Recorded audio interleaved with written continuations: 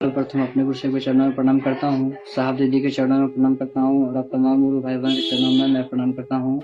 मेरे प्रणामों को स्वीकार कीजिए। ये साहब श्री का चर्चा है, जिसमें साहब बता रहे थे कि क्या सिर्फ चर्चा में धूप अगरबत्ती प्रसाद चढ़ाना जरूरी है क्या? अगर सिर्फ चर्चा में अगरबत्ती धूप प्रसाद और चढ़ाना जरूरी होता, अगर महादेव इससे प्रसन्न होते तो आज अगरबत्ती फैक्ट्री वाले पैसे वाले होते, प्रसाद जो मिठाई बनाते हैं वो भी पैसे वाले होते, सारा का सारा मिठाई वो महादेव को चढ़ा देते और वो महादेव को खुश कर लेता। अगरबत्ती फैक्ट्री वाला अपने फैक्ट्री में आग लगा देता और महादेव को प्रसन्न कर लेता। आखिर महादेव प्रसन्न होंगे कैसे? आइए चर्चा को पूरा अंत तक सुनने समझने का प्रयास करते हैं और इस चर्चा को पूरा अंत तक सुनने का प्रयास करेंगे।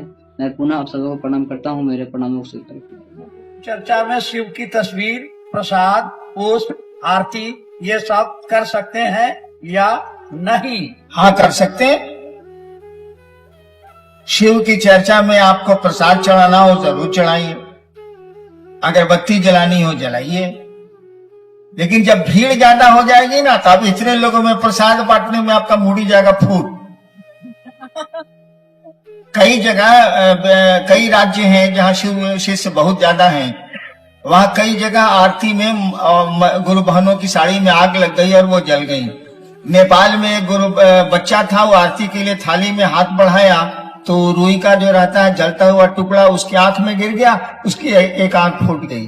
तो भीड़ में नहीं, अब अपने घर में जरूर आप अगरबत्ती जलाएं, प्रसाद चढ़ाएं, आरती करें। कोई हम लोगों का सुविधा नहीं है, काहे कोई रोकेगा? भैया आपका गुरु तो कुछ रोकता ही नहीं है, वो तो शिव है, जगत का गुरु है। जगत में तो तरह तरह के लोग रहते हैं, वो कैसे किसी को रोक देगा?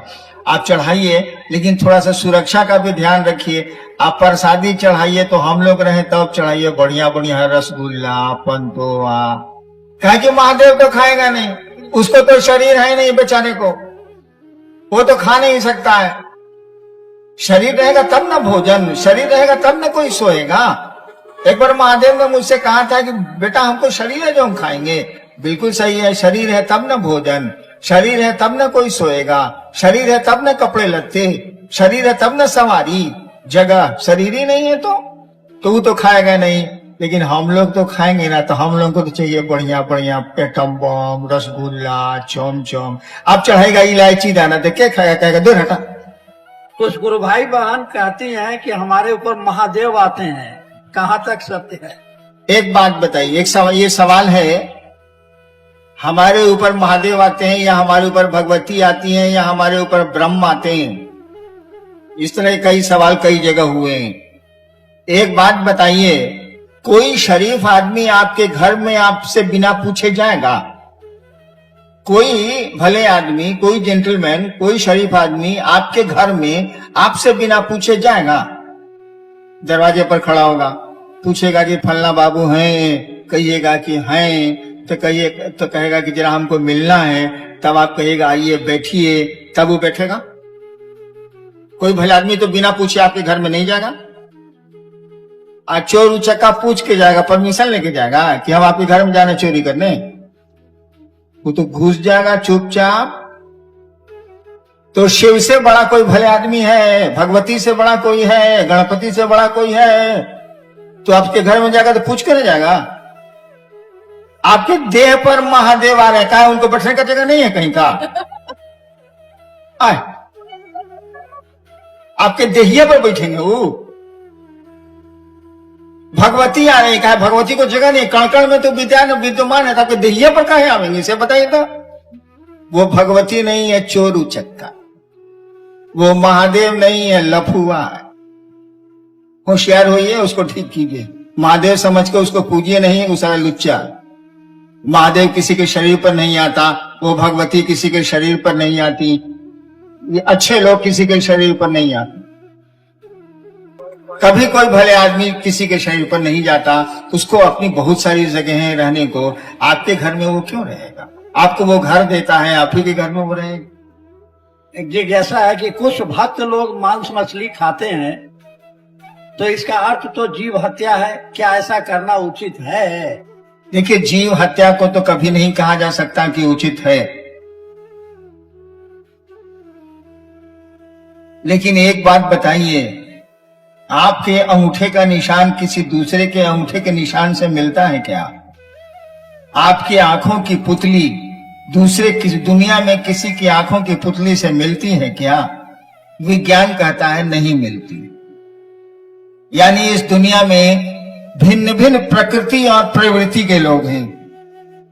जब अंगूठे का निशान नहीं मिलता, आंख की पुतली एक जैसी नहीं होती, तो आपकी चाहत, आपकी अभिलाषा, आपकी आकांक्षा, आपकी लाइक्स एंड डिसलाइक्स, जो जिसको आप कहते हैं, आपकी पसंद, आपकी नापसंद, एक कैसे हो सकती?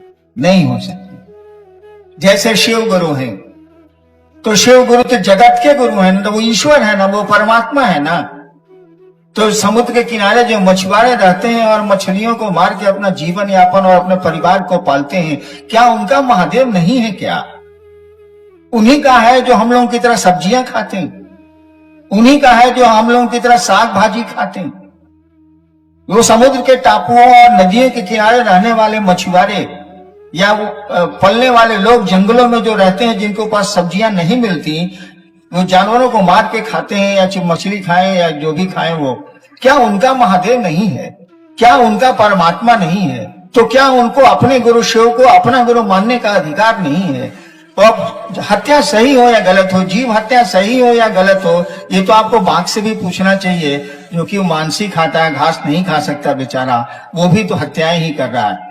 तो जीव हत्या किसी भी हालत में सही नहीं है, लेकिन क्या करिएगा, जीवन जीने के लिए तो कुछ करना पड़ता है। और ऐसे लाखों करोड़ों लोग हैं जो ऐसा जीवन जीते हैं। शिव उनको मना नहीं कर सकता, क्योंकि वो जगत का गुरु है, वो भी भगवान के बेटे हैं, और भगवान को पाने का उनको भी उतना ही अधिकार है जो साग सब्जियां खाते हैं। सबको तो बराबर का हिस्सा है। कहते हैं कि गुरु 9 प्रकार के होते हैं, तो हमें किस गुरु को या कैसे गुरु को परम गुरु या मोक्ष का गुरु माना जाए?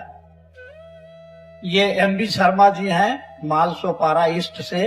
गुरु 9 प्रकार के होते हैं, कहीं पढ़ लिया, हम तो पढ़ के नहीं थे।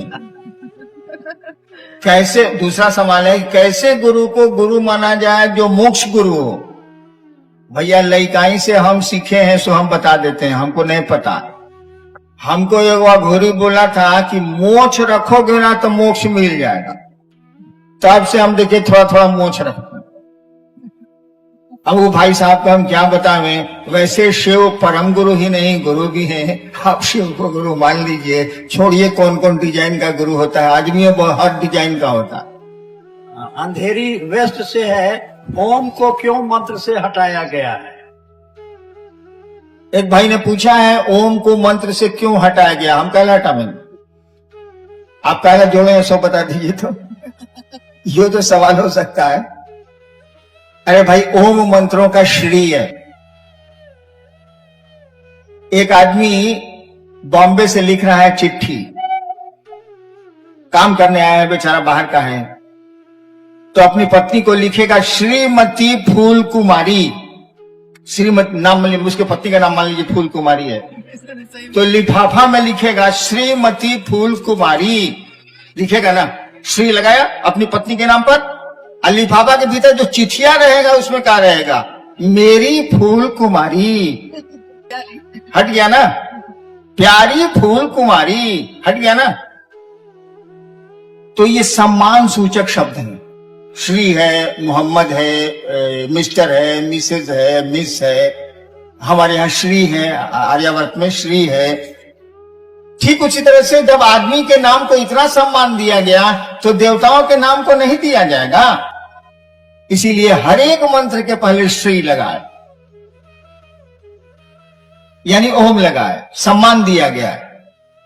लेकिन जब भीतर आइएगा, जब उसको अपना बनाइएगा, तो श्री हट जाएगा। अपने बेटे को आप पुकारते हैं, श्री बहु श्री रामू इधर आइए, जब बोलिएगा श्री रामू इधर आइए, तो बेटो आप पूछ जाएगा, जरूर पप्पा बिगड़ा हुआ, श्री बोल रहा है हमको, तो श्री हट जाता है। इसीलिए नमः शिवाय जब जपा जाएगा तो ओम हटा दिया जाएगा। लेकिन ये सिद्धांत कभी कभी गलत हो जाता है। बहुत सारे मंत्र हैं जो ओम के साथ बने हैं। बहुत आदमी का नाम होता है श्री राम ठाकुर, उसमें से कैसे हटाइएगा? बहुत आदमी के नाम में है श्री कृष्ण सिंह, अब हटाइए, उसमें अलग से लिखना पड़ता है हम लोगों को श्री श्री कृष्ण सिंह, अलग से श्री जोड़ना पड़ता है। ठीक उसी तरह से कुछ शिव के मंत्र हैं जो इसमें ओम लगा हुआ है, उसमें से नहीं हटेगा। जैसे ओम नमो नमः शिवाय, इसमें से नहीं हटेगा।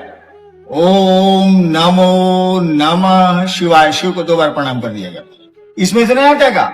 लेकिन नमः शिवाय पंचाक्षर है, बड़ा पुराना मंत्र है, इसमें ओम लगा हुआ नहीं है, अलग से लगाया गया है सम्मान देने के लिए। लिखना गलत नहीं है, बोल सकते हैं आप ओम नमः शिवाय, लेकिन जब अपना बनाइएगा तब ओम हटेगा।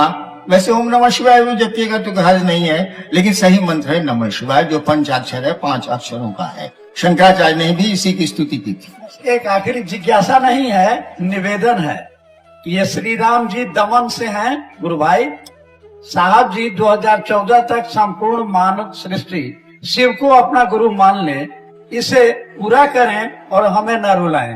मैंने वो चाहते हैं कि 2000 तक पूरी मानव सृष्टि शिव से हो जाए। सलाम रे बाप से नहीं, महादेव से हो सकता है। चलिए हम सब मिलकर महादेव से प्रार्थना करते हैं कि हम सबों को वो ऐसी, हम लोगों पर ऐसी दया करें कि सब लोग, हम लोग सचमुच में शिव के शिष्य बने, शिव को जाने, शिव को समझें और शिव शिष्य वास्तव में बने, यथार्थ में बने। हम यही अपने गुरु से प्रार्थना करते हैं और यही अनाधिकार आशीर्वाद भी हम शिव शिष्य के रूप में आपको देना चाहते हैं कि आप सचमुच में शिव के शिष्य बनिए।